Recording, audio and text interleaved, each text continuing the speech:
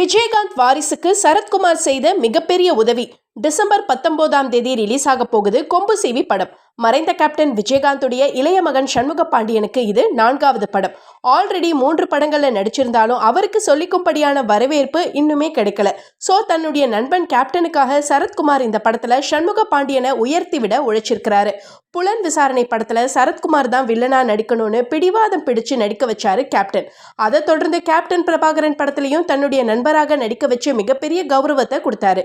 அதோட தன்னால கால்ஷீட் கொடுக்க முடியாத படங்களை சரத்குமாருக்கு ரீடைரக்ட் பண்ணி அவரை நடிச்சா நல்லா இருக்கும் அப்படின்னு பயங்கரமா சப்போர்ட் பண்ணியிருக்கிறாரு விஜயகாந்த். இதை சரத்குமாரே பல இடங்கள்ல நிகழ்ச்சியோட ஷேர் பண்ணியிருக்கிறாரு.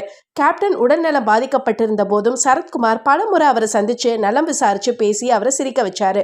பலருடைய வெற்றிக்கு உறுதுணையாக இருந்த அப்பேற்பட்ட கேப்டன் உயிரிழந்த பிறகு அவருடைய இளைய மகன் சண்முக பாண்டியனை சினிமாவில் உயர்த்தி விட்டு நன்றி கடன் செலுத்துற வகையில கொம்பு சிவி படத்துல நடிச்சிருக்கிறாரு சரத்குமார்.